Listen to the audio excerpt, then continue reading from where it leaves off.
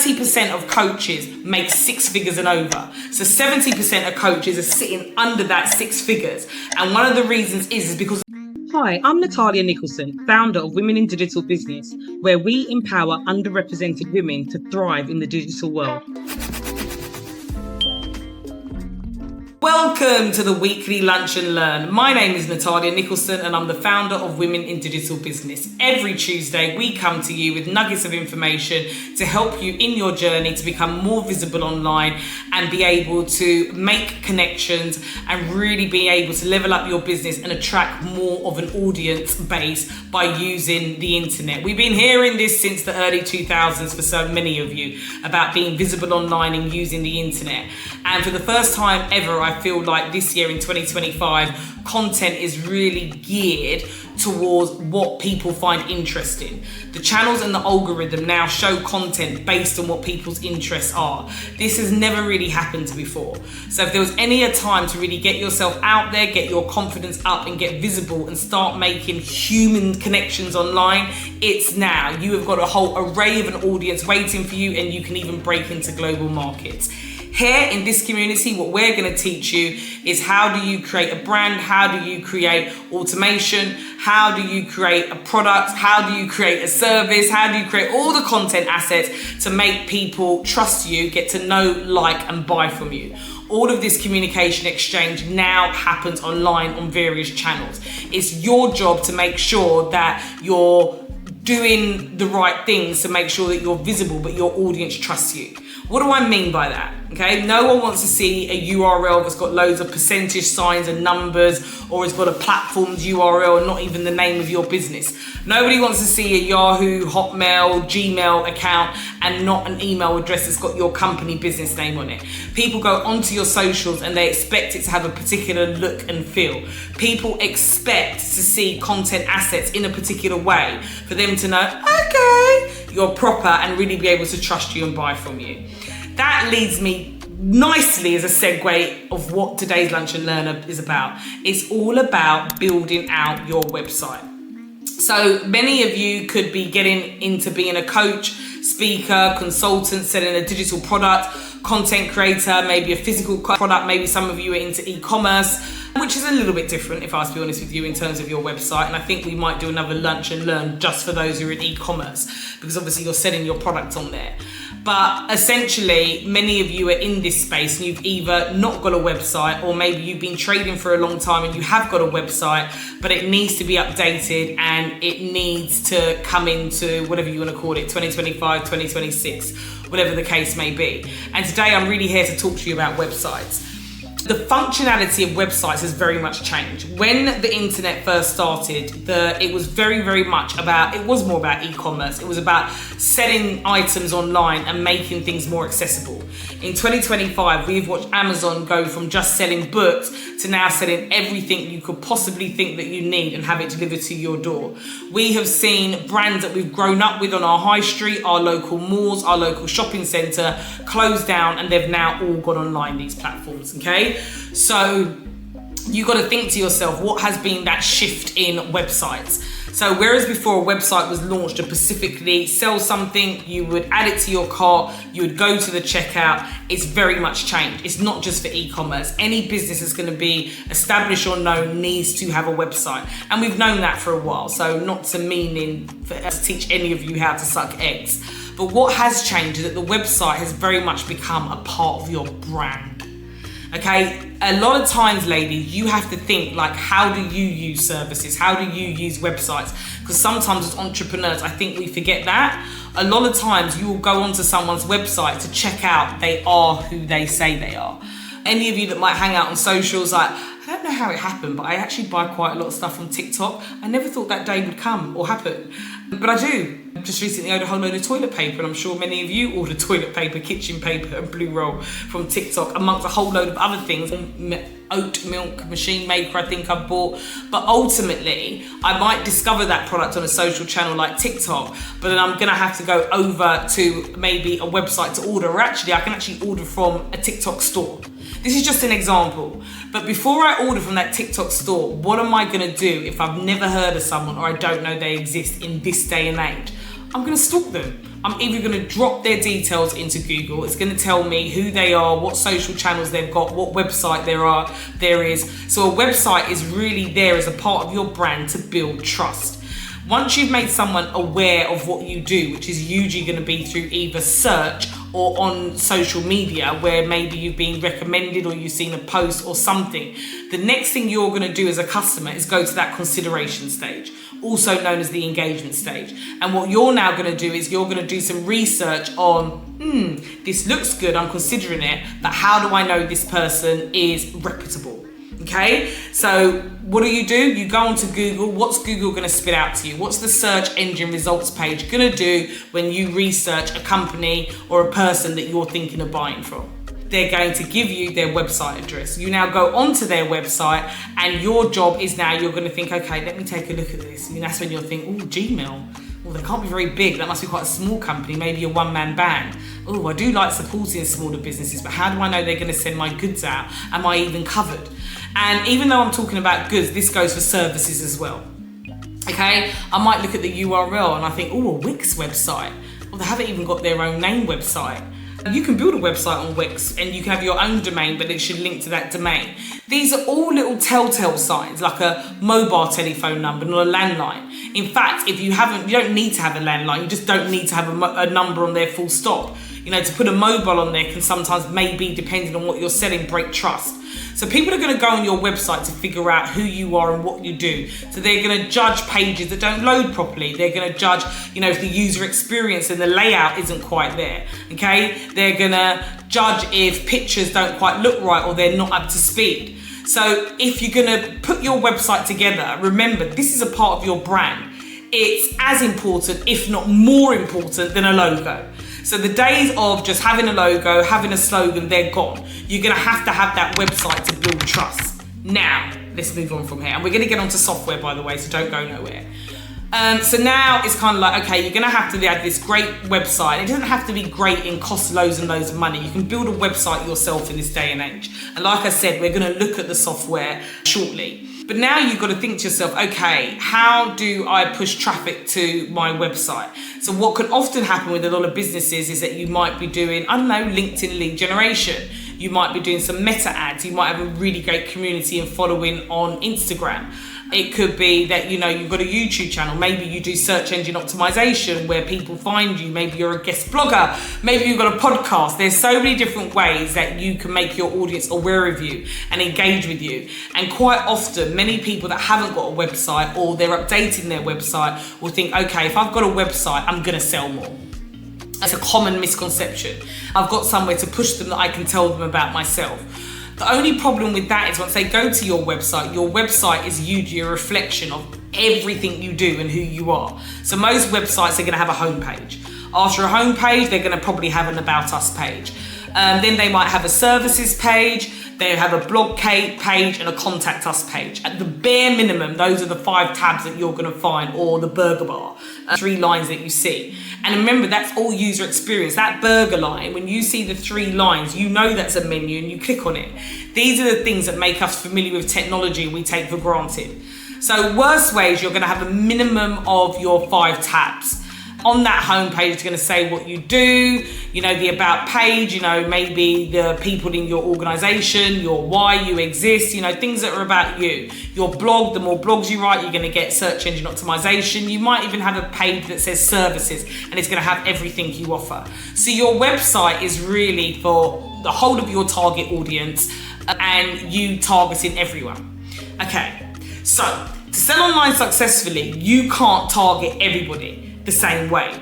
Everybody's got a target audience, but I talk about this a lot. Within your target audience, you've got different segments. And if you haven't done it already, it's work that you've got to do on your business. You have to say, this is my target audience and this is the segments that belong to my target audience. So I always say to people, if I had a business selling bags to mums, what type of mums am I selling to? You've got mums that have got newborn babies, mums that have got variable age kids, you've got mums that go to work, you've got stay-at-home mums that might homeschool their children. I don't know, you've got different types of mums. So you've got to decide which segments am I going to focus on within my target audience of mums, because there's different types of mums.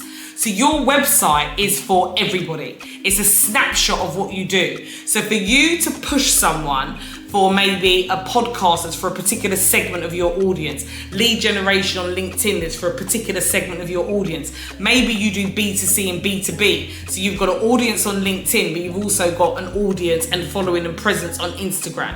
If you're pushing everybody to your website and you think that by launching a new website, you're going to be able to sell to everyone when you've got to be really broad on your website, what do you think is going to happen in terms of when you push traffic?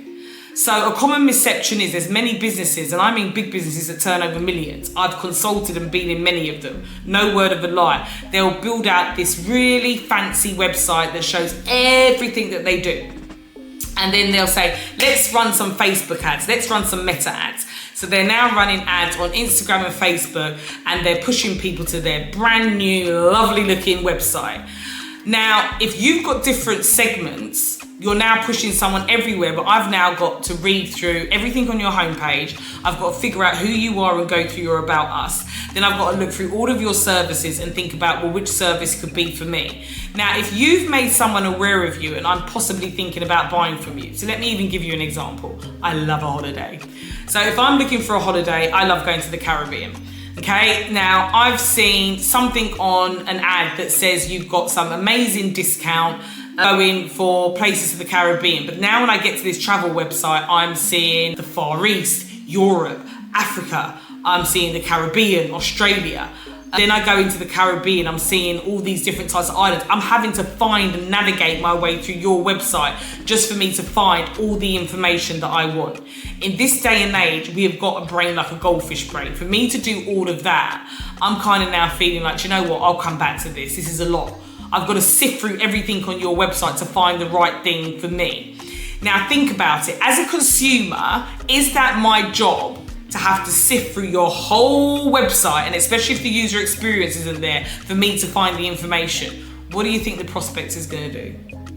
They're going to lose interest, and they're either going to go somewhere else, do some research, possibly go to a competitor, or go somewhere that's going to save time for them. In this world, we have seen the rise of businesses due to convenience. Okay? Uber is a brilliant example. The convenience of being able to pick up your phone and order a taxi through an app. Uber's website just exists to tell people what they do, the business of their model, how they do it. It's there to tell the world about who they are. Your website is an extension of your brand, and in this day and age, it's where someone's going to go and check out to consider whether they're actually going to buy from you or use your services. You really need to bear that in mind. So it's important that when you're thinking about a website, you're also going to have to think about, how do I build out individual web pages for each one of my customer segments, and how do I collect their details? It goes right back to the funnel again.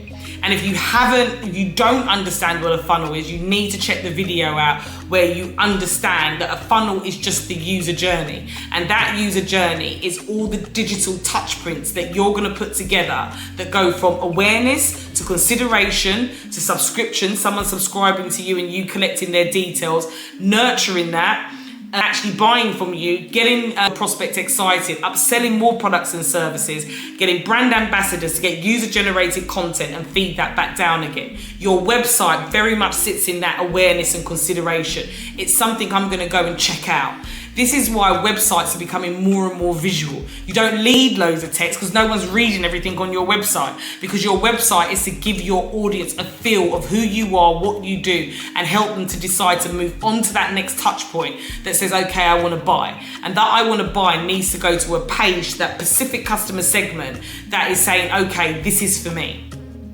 So when we're thinking about websites, we need to get in our mindset. So now I want to touch on the technology, the software. In this day and age, you don't need to spend thousands anymore on getting a web designer to build your website. If you was going to pay any type of fee for your website, I would actually get a copywriter that knows how to connect with your audience, so the copy that you have got on there, you're sending out the right message. If I had a penny for when I'm looking someone up to figure out what they do and I go on their website and I'm just completely confused, I'm like, okay, what do you actually do? I'm going to challenge all of you that's listening to this actually. I want you to pick at least 5. If you can pick 10, that's great. but I want you to pick 5 direct competitors and indirect competitors to you. And I want you to go onto their website, and I want you to just go onto their homepage, and I want you to see if you can ascertain exactly what they do. Okay, websites, and especially with the the rise of AI, you can see the AI in a lot of websites. We are a community that foster and enable and help this group and that group, and what we can do is be visionary, and it's got all these lovely sounding words, and it sounds really poetic, and it sounds like, oh, this is really proper. But if you had to interpretate that into just a short, simple, what does this business do? A lot of websites do not answer that question. And really, that's what your website's there for. Your website is to strengthen your brand and to make sure you are communicating what your brand promises to your customer. If you sell bags for mums, it's simply your messaging is, we sell bags that make it easier for mums on the move to be able to navigate themselves and bring everything they need without the weight of weighing them down in terms of weight. There has to be something about your bag. Does that make sense? Is it that these bags hold a lot, and the way that the handles and the straps and the shape of it is made, it means that it doesn't hurt your back because it's not too heavy? There has to be a clear why. Does that make any sense? I'm putting on straws, by the way, with the whole mum and bag thing. It's just an example. But you've got to make sure that your website is telling your audience, we help you. This is what we can do for you. We can take you from point A to point B. Like, it should simply be able to say what you do. You shouldn't be able to go on someone's website and kind of be stuck and you've only got an idea or a gist of what they do. And I want you to go and look at your competitors and see, what does it look like? So a copywriter would be the one thing that I would spend budget on if I had budget, not necessarily the web designer. Because nowadays, just like how you've got Canva apps, you can drag, you can drop, you've got templates, you'd be really surprised that you can create a website yourself. But a copywriter helps you to make sure that your messaging is clear, and also that you're putting copy together that's going to get the interest of your audience. Also, you want to make sure that your copy is written with keywords so you can be found on the search engines if someone's looking for you. And you also want to make sure your site has got the technical SEO done on it. So when we see a beautifully looking site, that's what we see as humans. Behind that are pages that have code, HTML, Java, whatever type of coding that your website's got. That coding is what the bots from the search engine read to determine whether you've got high quality content, and to determine whether they're going to throw you up into the search engine results page based on the quality of your website and its content, its copy, the design, everything. So it reads a different language completely. So it's really important when you are building a website, and if you have got budget, you want to think about the technical SEO, making sure that all the code can be read by the bots for the search engine so you can be found. And you want to make sure on the front end, you've got messaging, headlines and copy that make it very clear to your audience, this is what you do. You want to make sure you've got social proof on there. You want testimonials, written video testimonials. You want an endorsement so people can be able to trust you. Think about the things that you want to see when you're checking somebody out on their website. You want to see good quality images, you want to be able to read the copy and it makes sense and it's got straightforward messaging. So these are the things that you really want to focus on in terms of crafting your website. So in terms of building your website, you've got some great website builders that are relatively simple to use. You could just watch a YouTube video. So you've got Wix, you've got Weebly, you've got Squarespace.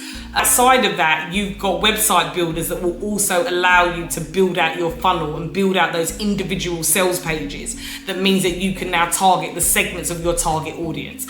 And for me, hands down, the 3 is always going to be your Kajabi, because you can build a website on there. You can also build your landing pages. And if you want to build some online courses, a membership, have a podcast, do newsletters, you can do all of that in Kajabi in just one software. Then you've got ClickFunnels. ClickFunnels is the absolute master at helping you to be able to put funnels together that's really going to create a digital journey for your target audience and get them to convert. Its sole purpose is that it exists. It's building out multiple funnels for each one of your customer segments to bring them on quite a personalized journey to make sure they trust and buy from you. Okay, the third platform that you might think about is something like High Level. High Level is literally like your Kajabi and your ClickFunnels put together, but it's definitely once you're more of an experienced, you've got a business that is quite solid, you've got a great customer base, and you can have your website on there, you've got your landing pages on there, you can have your email list on there, you can send email newsletters out, but it's great because it's got that element. It's like Kajabi, but it has that element of ClickFunnels in it, where you can really build out individual sales pages to bring your customer segments through a journey that ends up buying from you, but you're giving them all the information, all the support that they need to be able to make that decision to buy. But it's definitely for once you're more of an established business, and it's something that you can even white label. So those of you that are content creators, high level's great because you could white label it and even sell it like it's your own software.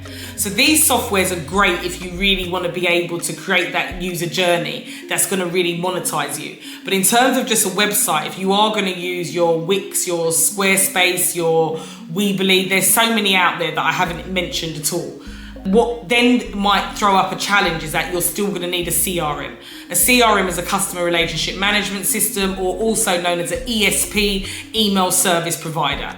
They are a database where you can collect the email addresses, telephone numbers, and addresses of everybody that you come into contact with, meaning that you're able to email, able to post, and you're able to message them if you've got their cell number, obviously, there. So a platform like Wix, you can create a form on there and it can bring the leads into you. And yes, you can even email from there.